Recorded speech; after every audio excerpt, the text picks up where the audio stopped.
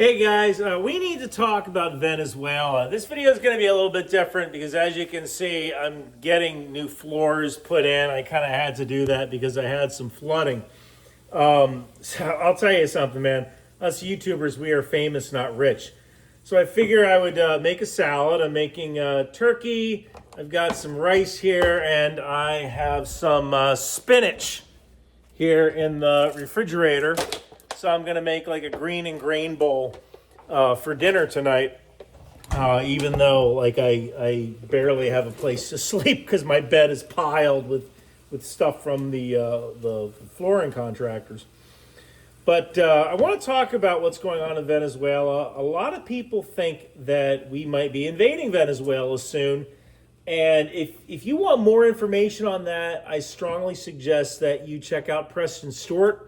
He has been covering the situation in Venezuela extensively. He's a fantastic guy. Take a look at Preston Stewart's channel. I personally don't believe we're going to be doing anything in Venezuela anytime soon. There's a reason for that. Gee, I sound just like freaking, what's that guy's name? Peter Zion right now. But basically, here's the deal. We sent a destroyer, a couple of destroyers, a Marine Amphibious Ready Group.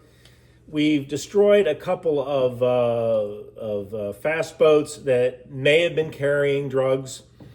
At least 6 of them, I believe, 6 that we know of, or 6 where footage has been released of us destroying these fast boats with either drones or Hellfire missiles, most likely. And now the USS Ford is headed over to the Caribbean Sea. Maybe for an invasion, maybe for a show of force. Because when you're a dictator, nothing is worse than having an American aircraft carrier off your coast. That is an incentive to do the right thing.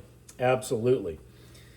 So Maduro has been a thorn in the side of President Trump for a very long time. His last election, Maduro's election, was somewhat contested, and it seemed like he refused to leave.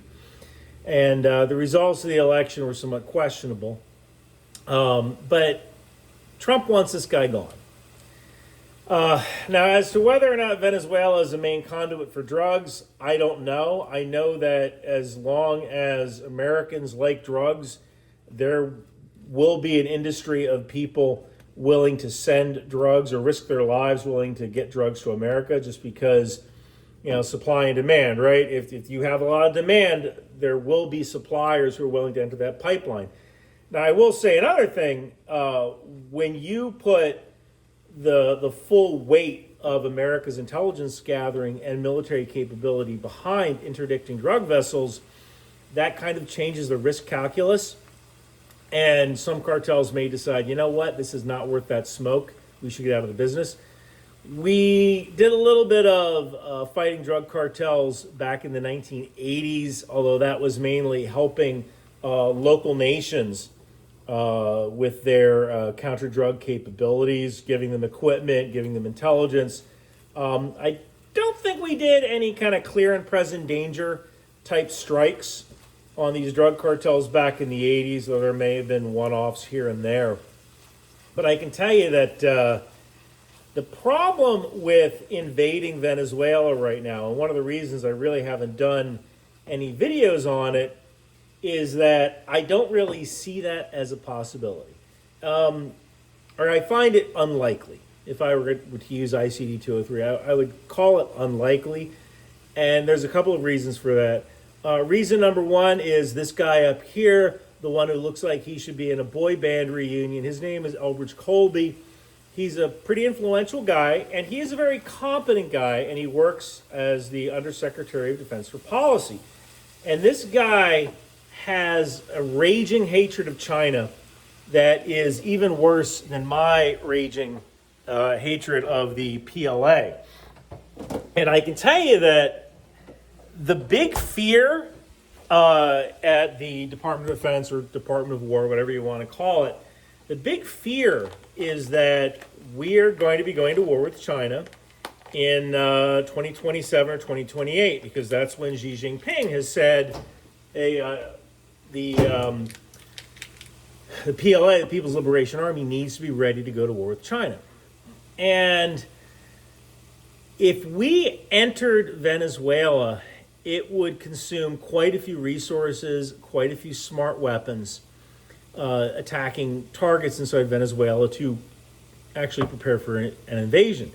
And you might say, well, Ryan, didn't we do something like that in Panama back in 1989 under George H.W. Bush? Yeah, we did. Back then, Panama's population was about 3 million people, and we had military bases in Panama, so we essentially had control over that area, very short logistical supply lines. Logistics aren't that much of a concern. I mean, if there's one thing America is good at, it is getting stuff from one place to the other. But I see this as a much different fight, because if we were to invade, let's say, Venezuela and hit a capital city like Caracas, we also have to worry about the rest of the country. And now what do you have? You have an insurgency. Now, whether or not people would be willing to fight is a different story. Last year there was talk about Venezuela maybe invading Guyana, and I didn't do a video about that either because I didn't think it was going to happen, mainly because the Venezuelan military, they don't have enough calories to actually invade anyone. I spoke with a former Venezuelan officer, and he said, like, people were selling their equipment for food, stuff like that.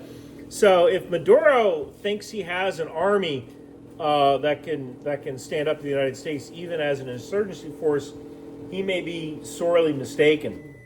But what I don't really see is any kind of full boots on the ground sort of invasion, mainly because that's going to eat up a lot of smart weapons.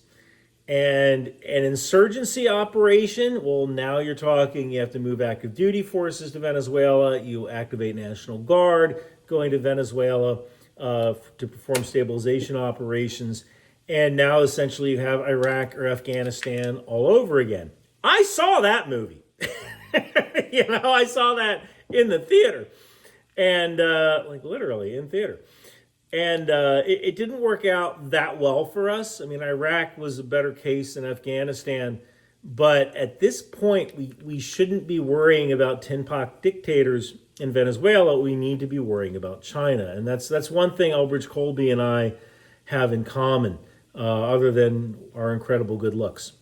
So I think that's kind of the situation with Venezuela. I think that we might do a show of force and try to convince Maduro, you know what, you might as well go to some African country and live out the rest of your life like Bashar al-Assad is in Russia. Just chill out somewhere with your millions and with your family and enjoy being a former dictator of a country. But I really don't see us actually taking the time and the troops to invade Venezuela, because we have much bigger things to worry about, such as China. And doing so would eat up a heck of a lot of smart munitions that we're going to need for the fight against the PLA when China invades Taiwan in a couple of years. And one little secret to my little my sad salad here. And yes, I am eating salad.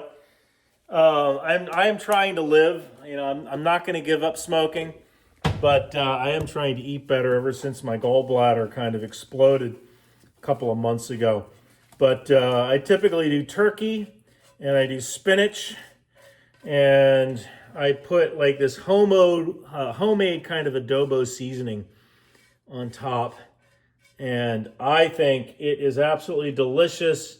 And I'll tell you this, I will eat the hell out of some spinach. I absolutely love spinach. And this is kind of the result here. My little homemade cava green and green bowl.